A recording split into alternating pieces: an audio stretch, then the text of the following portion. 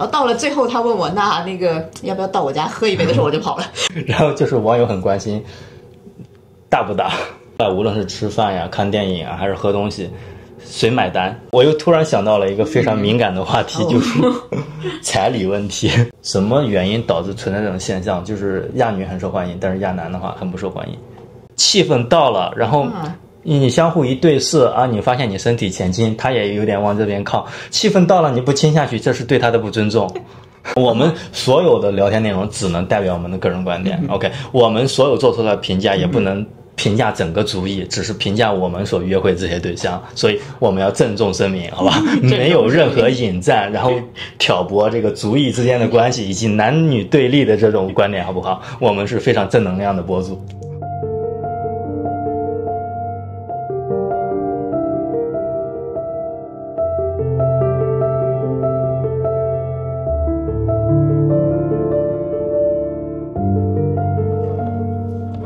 首先感谢两位过来，这里跟我们参加这个节目。这个我已经很熟了，他是我的那个在这边的大学同学，我们俩是一块儿在这里读的 LM 俗称老流氓的项目。然后在这个班里边，就只有我们两个中国人，准确的说只有我们两个东亚人，其他的都是来自世界各地的其他的地方的律师。他是之前就在英国读的本科，对吧？然后他现在是在加拿大做律师助理，你现在是有美国的律师执照的，对吧？对。之前也在中国做过法务。是的。你的话，我是今天是第一次见，你可以自我介绍一下吗？可以啊，名字我就不用证明了，不知道接下来会说出什么，就叫我敏基好了。OK。然后我是高中的时候来的加拿大，在这边读的高中，然后读了大学，然后大学的时候交换去了1年英国。第一个研究生是在西班牙读的，然后西班牙读完了之后又回加拿大又读了第二个研究生。本来本科学的是心理学，然后后来研究生读的是现在是读了一个叫认知科学的项目，然后因为找工作比较困难，所以读了 data science 数据科学，然后进了政府当了程序员。但是后来因为有心理学的背景，又转行去做了就是叫 user experience researcher， 就是用户体验研究也就是现在的工作。OK， 那你前前后后在国外待了有多久啊？07年来的加拿大，这多少年？快20年了，17、18年，18年。OK， 25年了是吧 ？OK， 这数学。那你在国外一共待了有多久？因为我是16、17岁，我在韩国那边先待了几年，所以对也待了可能十几年了吧。OK， 10年之后，对。大家可以看到，今天我找的嘉宾都是在国外待过很长时间的人。那我们今天聊的话题，大家看到我这个视频的标题可能已经知道了，我们今天要聊约会，并且是聊中外约会文化的对比。那你介意我问你们现在的那个感情状态吗？是单身还是？本来是单身的，但是昨天刚刚确认了关系，所以现在不是。你那么快？我记得我当时联系你的时候，你还对，我一共大概就花了2个礼拜在 dating app 上，第1个礼拜聊天，第2个礼拜见面，然后后面2个礼拜就已经是固定了一个人，然后2周之后，昨天就确定关系。你的效率真高，你是为了我的节目也是拼了。没有，真好遇到了。他是加拿大人。对。OK， 渥太华当地的。对。非常。那你呢？就有一个男生，但是我不确定要不要确立关系吧。那现在下一个问题就是，你们找到了合适的人，你们约会的话，通常是他们主动邀请你们，因为你们都是女生嘛，是他们主动邀请你们，还是说你们也会主动的邀请他？然后出来之后，通常是干什么呀？你们可以分享一下吗？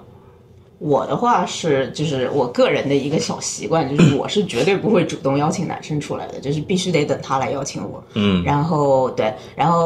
选活动的话我可以选，但是就我也比较倾向于是这个男生来选活动，然后通过这个我可以感觉到就他平时是不是一个比较有生活情趣，然后你说比较会出来玩的人。然后如果他实在不选的话，我也可以选。我的话初次约会比较喜欢就是所有的人都跟我说是一个不好的主意，但我初次约会是喜欢约一个可以喝一杯酒的地方的。然后如果是一般比较常见的话，打台球啊，然后喝一杯啤酒，或者是就是去吃个 brunch， 然后就是喝一点那种 cocktail 什么的。然后别的体育活动也有，但那个就不喝酒了。那你呢？你那个第一次约会都干嘛？觉得还是比较传统的项目吧，看电影、吃饭或者是 brunch， 但是一般很少就是会只喝一杯奶茶呀，但是最少都会有就是2到3个小时时间去了解对方。你第一次见面都能见2-3个小时啊？对啊。你聊什么啊？就是能聊那么多？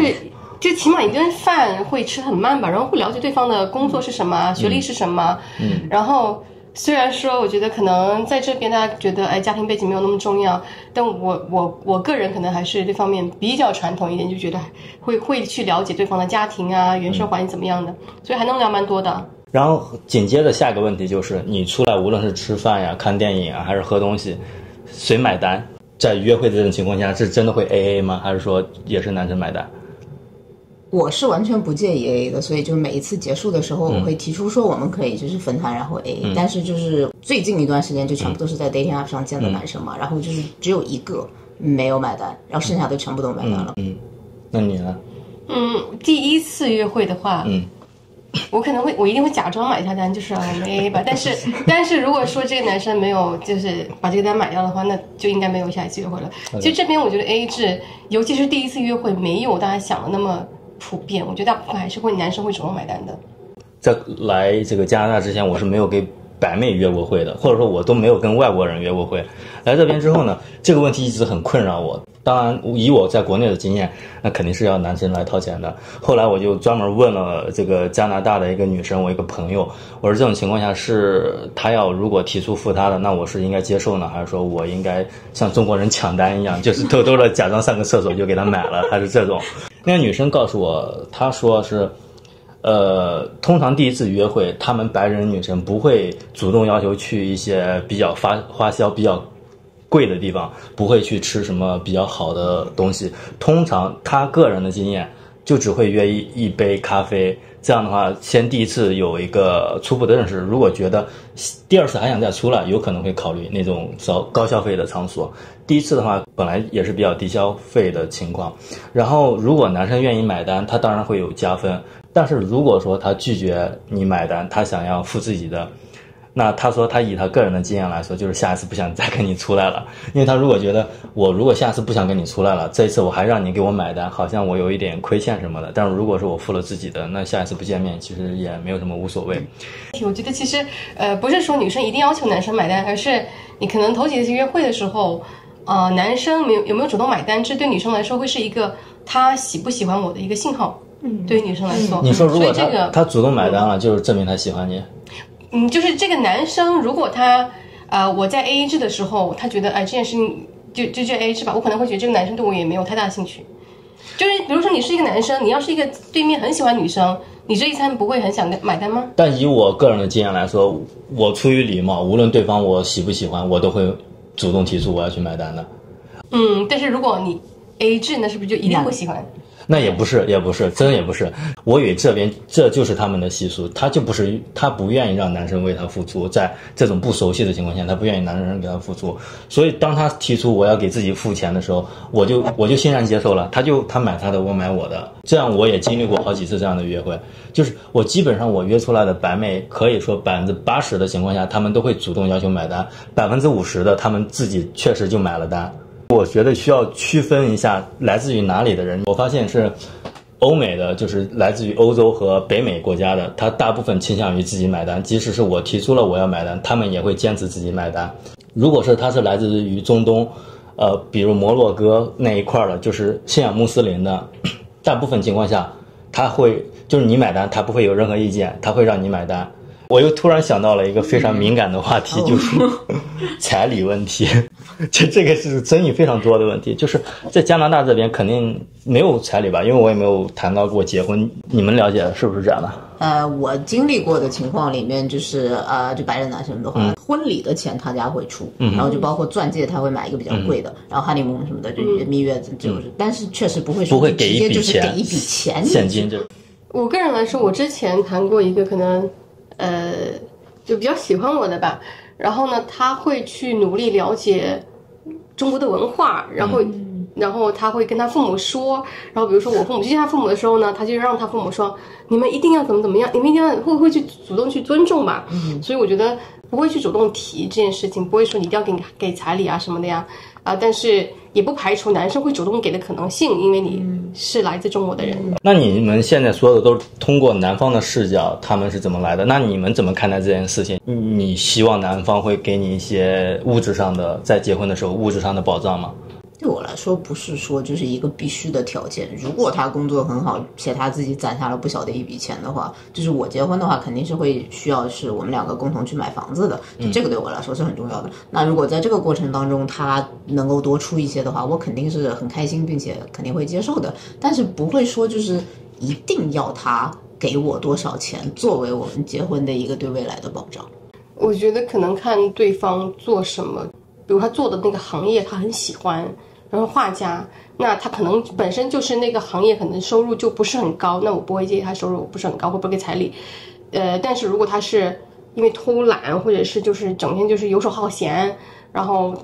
有毒瘾，有就是打牌那种就是赌博的上瘾，有这种习惯而导致没有钱，那我比较介意。对，可能也因为在这边的就是社会保障会稍微好一点，所以对这方面要求会稍微低一点。所以你也不要求他有多少存款，有没有房，有没有车？我不要求，我自己都没有，我不要求，我觉得这个太双标了。对，因为我自己的消费观，我也是就是有多少花多少，所以我觉得我要是要求对方就是省钱的话，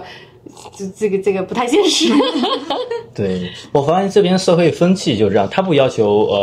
他对男性的要求期待没有那么高。对他们来说，只要你有份稳定的全职的工作，你在那个约会市场上，你已经是一个佼佼者了。所以他们对待男性的期待没有那么高，他不奢望你有房有车，因为这边很多年轻人，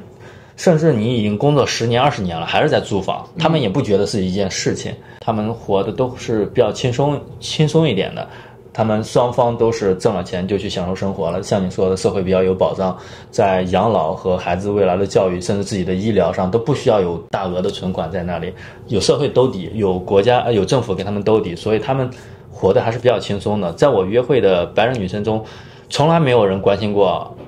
我家里我父母是做什么工作的，收入是怎么样的，甚至有的时候我们见了好几面，他都没问我是干什么的。那你在这边跟中国人有约会过？有过。你呢？你在国内？我有。那你觉得在约会中国人和约会外国人上，你们的感觉和体验有什么不一样吗？首先想到的一个比较明显的感受就是，中国男生的话，刚刚开始关系的时候，就会已经开始跟你说我想要跟你结婚，然后可能我们2年之后就结婚，然后就开始说他爸他妈的事情，怎么之后就是生孩子养老这些事情都开始就是会有一点讨论了。但是就是外国的男生的话，就明显就是一步一步分得很清楚。我们现在只是男女朋友，我现在都不确定我爱不爱你，更不要说什么结婚什么，就是我们爸妈这种东西，就是太遥远了。会邀请你去参加那种 family dinner 什么的，但是就是不会说已经在考虑我们俩之后生孩子要怎样，我们之后买房子要怎样这种事情，更加不可能跟你说就是会不会结婚这件事情，因为他都没有想好。对，这个是我感觉比较明显的一点。那你呢？我觉得可能就是大同小异吧。我觉得就是可能表达爱的方式不太一样。就中国男生他可能就包括媒体上宣传也是，就是要怎么样主动啊，然后要怎么样就是花钱呀，或者是介绍给父母认识啊，介绍给朋友认识，提供安全感呀，提供情绪价值呀。就外国人刚开始我觉得会有一定的边界感，然后慢慢看这个边界在哪里，然后才会慢慢的就是走近。但是中国男生的话，他可能会一刚开始上来非常非常热情。首先我要澄清的是，离婚不是一件坏事离婚就是你们没有感情了，离婚是应该的。但是总的来说，这边离婚率确实比中国会高很多。那你们是怎么看待这件事儿？有一点就是很现实的角度，就是这边女生就是经济稍微弱一方离婚的那一边，可以从强那一边拿 spousal support， 就是赡养费，这个是比较就是硬核的一个法律上的经济保障。所以我觉得这边女性她更可能就现实的角度来说更敢离婚，因为她可能在这段婚姻里面10年没有工作，然后呢生了娃，然后一直没有出去，因为她上班，她是心里能知道她离婚一定是能拿到赡养费跟小孩的赡养费的。所以我觉得这个是现实角度。但是从感情角度的话，我觉得其实中国就离婚率其实也是在慢慢升高的，可能女生的经济上面更加独立了，或者是觉得就是有些东西可能婚姻不一定要强求，从这些方面来说，我觉得独立意识越来越强吧。所以但我觉得这边来说文化上也是这边独立意识强的时间会更早一点，所以我觉得这也可能是为什么离婚率会高一点。我的话，我的情况是，就我自己其实并不是说很追求一定要结婚的一个人，我也不是就是不婚不育，但是就是根本不会说我一定要在几岁的时候必须结婚，也不会想说就我这辈子一定要结婚，对我来说这不是说非常重要的一件事情，所以我也不会说很担心就是男方有没有想要结婚的打算。就如果感情到了一定地步，我非常想要跟他结婚，但他从来没有跟我表达过的话，那我肯定也是会有一些想法的，但这此时此刻是没有这样的顾虑。然后我的话，我谈过的中国男生就我刚才说的嘛，就是一上来就真的是恨不得可能认识什么确定关系什么第二天第二周就说啊我们结婚吧，就是我很想跟你结婚什么东西的。当然我也不能说这些男生就不负责任，就是他也有可能真的说不定我在那个时候答应跟他结婚，然后我们真的结婚，说不定人家就是很认真负责，然后跟我好好过好一辈子，我也不能说人家不是这样的人。但是就是反正我会觉得就是在我们两个几乎是对对方什么都不了解的情况下就直接就蹦出这样的问题，对我来说其实反而是一种不太负责任的情况。就我遇到过的白人男生的话，就反而会比较认真的去考虑这件事情，就是说我们两个有没有成熟到一个可以结婚的地步，然后我们的家庭的一些考虑，我们的未来的一些住在哪里啊，孩子怎样的一些考虑，他们会去讨论这件事情，然后要讨论很长时间才有可能到后面才说感觉好像可以结婚。我非常赞同你刚才讲的这一点，就是为什么这边离婚率比较高，就是因为这边社会有保障。当然我不赞同啊，我觉得男女肯定是在抚养孩子上要承担相同的义务，但是总的来说在社会上可能女性付出的更多一点，我认为这是不对的。但是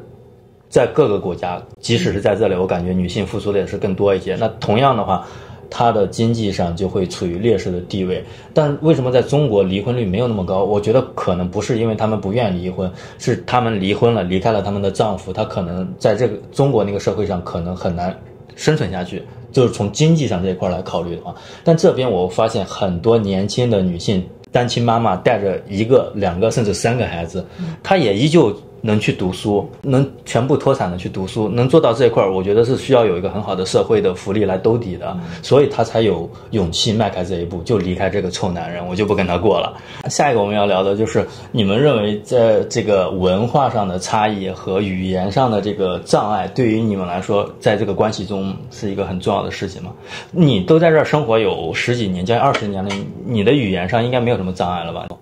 对语言上来说基本上没有什么障碍，但是还是会有那种就是词不达意的时候。那你觉得那文化上肯定还是会有一些不太一样的地方吧？那你觉得这会在你的这个感情发展过程中会是有一些障碍吗？就也约会过不少的外国人，但每次开始之前，如果是不同的一个新的我以前没有接触过的文化，我都会蛮担心的。我会觉得我完全不了解他的文化，就希望不会哪里冒犯到他，或者是对他来说什么非常常见普通的事情就对我来说非常的奇怪。但是就是真的谈的话，就是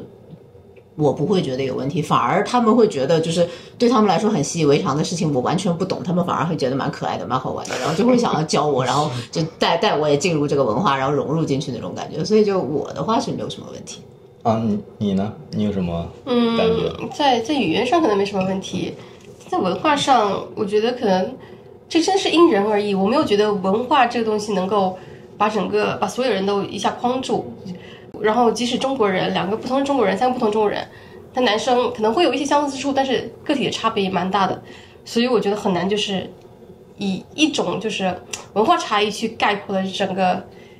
不同民族的人吧，不同国家人吧。那我再说具体一点，因为我遇到的过程中，我发现有2个对我来说挺重要的事情。一，很多女生，白人女生，她是素食主义者，我是非常喜欢吃肉的。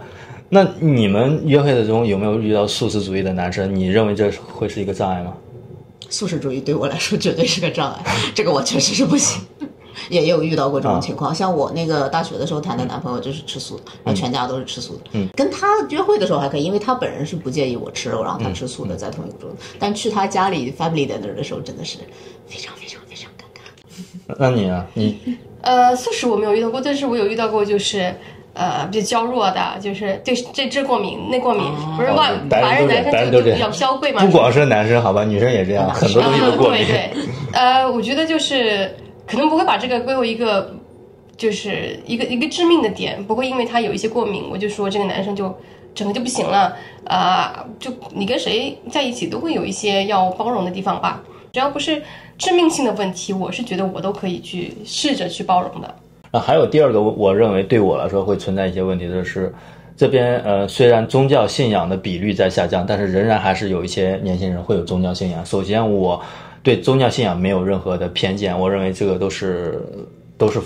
个人的选择，我也尊重这些选择。你们有没有宗教信仰？我个人是没有的。你有宗教信仰？没有。你也没有？我没有。我们没有宗教信仰的人，其实和他们有宗教信仰的人在对待一个问题的时候解释的方式是不一样的。有时候我觉得对于我来说可能心里会有一点点障碍，我不知道你们怎么看待这个问题。对我来说的话是就是就像你说的，就是如果他们宗教信仰特别强烈，然后他对一切事物的看待的方式解释的方式都是基于他的宗教信仰的话，一开始的时候不至于让我觉得不能接受，但是确实我会觉得就对我来说这是一个很陌生的感觉，就是为什么所有的事情都可以用你的宗教来解释，然后为什么所有的事情都是因为你的宗教而决定的。我之前有约会过一个男生，就是宗教信仰非常强烈，每周都必须要去那个教堂的那种，就比较快的就结束了，因为就不是因为宗教的关系结束的，但就我没有办法想象跟他发展长期的关系，因为我会觉得是有点怪怪的。重要的是他会把他的信仰强加到我身上，如果他不强加，然后也不是他也知道我不信教，然后不会整天就是嘴巴里都是教我其实无所谓，但是我当然觉得要看跟这个男生有没有共同语言了，这个很重要。亚洲女性我觉得是挺受欢迎的，但是相反亚洲男性好像是在这个白妹的这个择偶的这个底端，这个我们不能不承认这个事实。那你们觉得是什么原因导致存在这种现象，就是亚女很受欢迎，但是亚男的话很不受欢迎？就是我觉得可能没有什么亚女受欢迎吧，我觉得可能女生都受欢迎吧就是有没有这种感觉？就是其实可能男生他的择偶，他主要可能就是看一个感觉和外貌吧。所以不管你是哪个国家女生，亚女也好，白女也好，我觉得应该都是看那个长相、性格之类的吧。但是亚男为什么不太受欢迎？我觉得可能一种刻板印象，对，尤其是外媒对中国的一些宣传，对，会导致一些刻板印象。我会发现，他们的刻板印象到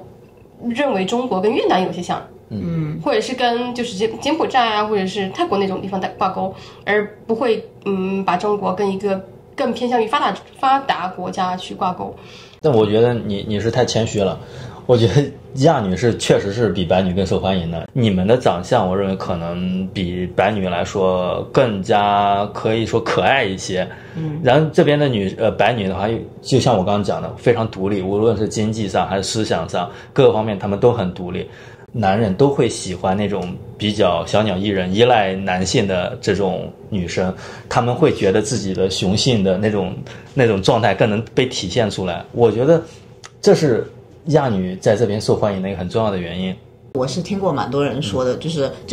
都是推测，不是真的从那个就是我 date 的人那边听到的。就他们会说，就亚女比较受欢迎的一个原因，可能是因为对亚女就是当然也有长得很漂亮的，然后身材很好的，但同时就是又有很聪明，工作很不错。但是对最重要的就是她可能性格不会那么的独立，可能相对来说会比较温柔一点，负责家里的可能会多一些。就是当然也是一种刻板印象，而且也不见得是对的。但是就可能那些白人男生、黑人男生、阿拉伯男生，就他会觉得这挺好的。如果是同样的一个漂亮又能挣钱又聪明的白人女生，可能也许她会比较想出去闯事业，就也许不会负责家里那么多，就是可能是一种他们的刻板印象。那我接下来再分析一下我的观点，我为什么认为亚男在这里没有市场。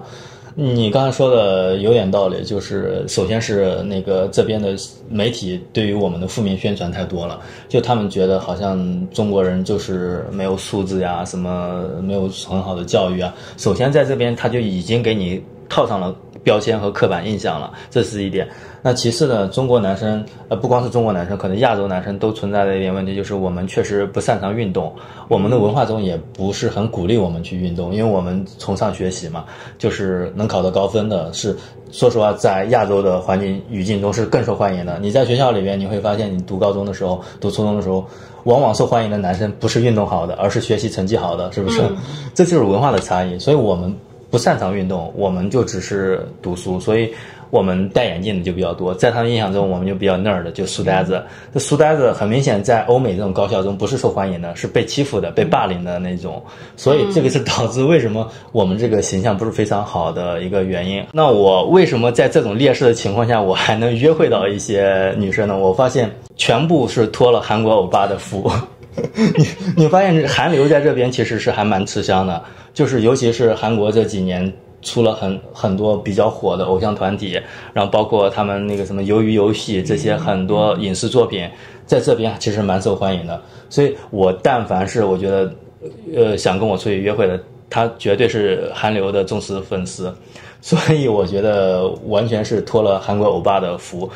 你刚才有什么要补充的？我想补充的就是你说的这个，对，就是现在韩国男生明显的就是连带着就是整个东亚地区的男生都会稍微受欢迎一些，或者说韩国男生可能非常受欢迎吧，我不知道。但是就明显，我有跟白人妹子、黑人妹子都聊过，然后包括我有一个中国的朋友，男生朋友也是最近在用 dating app， 然后就是在跟白妹约会，然后就是大家都是说，就是他们会选择东亚男生的一大原因，是因为现在很多人就是非常喜欢韩国的 K-pop 或者是 K-drama 什么的，就是韩剧跟韩国的那个流行歌曲啊那些，对，然后就东亚男生的人气就开始提高了呢。但是我觉得有一点中国男生，能够提高自己的约会成功率的，就是提高自信。其实很多时候，对，他不是说你这个人长得怎么样，就是这职场方面也是一样啊，就不是你做事怎么样，或者不是你长得怎么样，真的是你自信散发出来的，这个还蛮重要的。这是我觉得是中国男生在约会白人女生的时候缺的一点，也会对这个白人女生有刻板印象，就觉得说这个女生会特别独立，然后我要怎么尊重她的边界，可能一下自信就降低了。所以我觉得自信比外貌更重要。就为了你的节目的素材啊，我这个前2个礼拜也是非常的努力，那个1周之内见了2个白人男生，一个阿拉伯的男生，然后一个亚洲的男生，然后还有一个是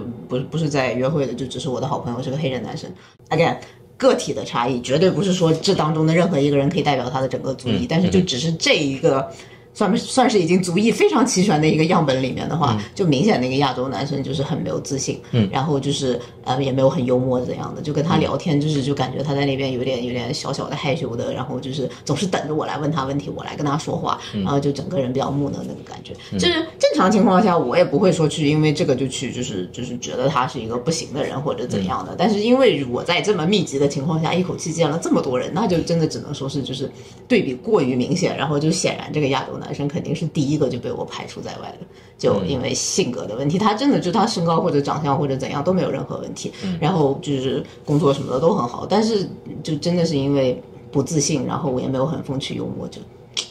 排除了。可以问就是稍微细节一点的问题吗？可以不回答，就是你一般比如说第几次 date 的时候会拉手，然后可能第几次 date 的时候会试图去亲他，或者是就看看他愿不愿意亲你。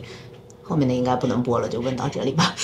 你是在问我吗？问你。那我可以回答呀。最开始的话，没有跟很多白人女生约会的情况下，我真的不知道他们的底线是在哪里的。你需要一点点去试探嘛。然后我先是说我国内的约会经验，我看国内约会第一次牵手可能概率非常小，因为你不知道别人是不是很讨厌这种肢体接触。但如果他第2次、第3次还愿意跟你出来，那说明他对你是有一点感觉的。我觉得这时候势必是需要有一点肢体的接触，可以把你的关系更推进一点的。所以我通常在国内的话，可能第3次左右可能会尝试拉一下手，如果他不排斥的话，我觉得有戏。这边的话，我发现真的是你第1次约会去拉手，他也都不排斥的。甚至我也尝试过第1次约会完之后就去接吻，他们也没问题的。就是你说非常重要，自信。就是只要你气氛到了，就比如那个散步的时候，我们走到那个加蒂那个不叫加蒂诺，那个河叫瑞斗河，那边有个小瀑布，有个小栏杆，刚好走到那里的时候，夏天的时候快日落了，然后我们站在那河边去看对面的加蒂诺，然后刚好太阳要打下来了，气氛到了，然后你相互一对视啊，你发现你身体前倾，他也有点往这边靠，气氛到了你不倾下去，这是对他的不尊重。是不是？你在有这个环境的情况下，你去接吻，他是没有任何意见的。但是呢，第二次也没有见面啊，我不知道为什么第二次也没有见面，但是第一次就接吻了，然后后面就接完吻之后，你就可以拉手啊什么的都这样。我也不知道为什么后来就没有见面。他是乌克兰的，但我不知道你们的体验，就是白人男生如果这样来跟你们做，你们会反感吗？我的答案肯定是不能代表大多数人，我就你个人观点，我们所有的聊天内容只能代表我们的个人观点。OK， 我们所有做出来的评价也不能评价整个族裔，只是评价我们所约会这些对象，所以我们要郑重声明，好吧？没有任何引战，然后挑拨这个族裔之间的关系以及男女对立的这种观点，好不好？我们是非常正能量的博主。好，那现在可以说了，可以，安全，这边安全了。就是我的话，不是说限制于白人男生，就是任何我约会的男生的话，我这个人就有一些比较奇怪的规矩，就是我刚才说，我绝不会主动邀请男生出来。然后还有一个我的规矩就是，第一次见面的时候我是不会亲他的，然后就更不会说回家或者怎样的。但是就是拉手什么的话，第一次是没有问题的，但是就是也是需要。就气氛到了，不能说就在那边为拉手而拉，就有点尴尬是吧？对，就正好过马路的时候他稍微牵一下呀，然后或者是我们吃饭的时候手放在一起了，就这种我觉得是没有问题的。我比较同意你的观点，就是看气氛以及看跟人的感觉吧，就这个规矩没有定的那么死。但是你说那种就是你在那个气氛到了，然后喜欢这个人，然后呢也接吻了，然后下次不再见了。我觉得我没有遇到过，就纯看气氛的，我觉得还是会看感觉。这我也不能理解，从女生的角度，我也不能理解。可能他当时有一个更好的、更喜欢的人，就跟你同时出现了。不知道。我想补充一点，就是其实虽然说白人女生或者是女生来说可能比较喜欢高大男生，但是实际上我身边的就是白人女生，还有我的朋友，玩的比较好朋友他们会喜欢就是其实像我们一样吧，可能喜欢看那种肌肉男的那种照片呀、媒体之类的，但实际约会对象还真不一定是那样。因为那种人就是在这边的话，就一般俗称为 fuck boy，就是过于自信了，对自己的身材很满意，对自己一个方面就是很自信，可能会有那种mind， 就是那种想法，我要得到很多女生，然后他们是有这个身体有这个魅力去得到很多女生的，所以就是其实现在很多女生也觉得那种肌肉男虽然说看上去很帅，但是只是看看。很多只是看看，起码我来说我会只是看看，因为我觉得那种是 fuck boy 的那个，就是这种花花公子的这个可能性比较大。对，你会这样觉得吗？绝对同意。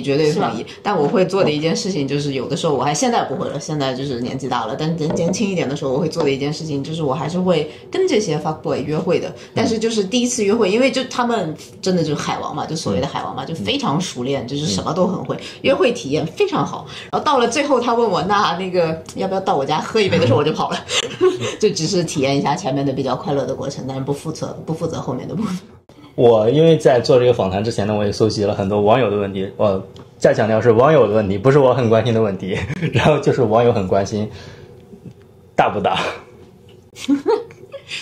都是人嘛，就肯定就一个族裔里面也会有大的，也会有不大的，就是这个都得看人。但就平均来说的话，我同意这个大家的刻板印象。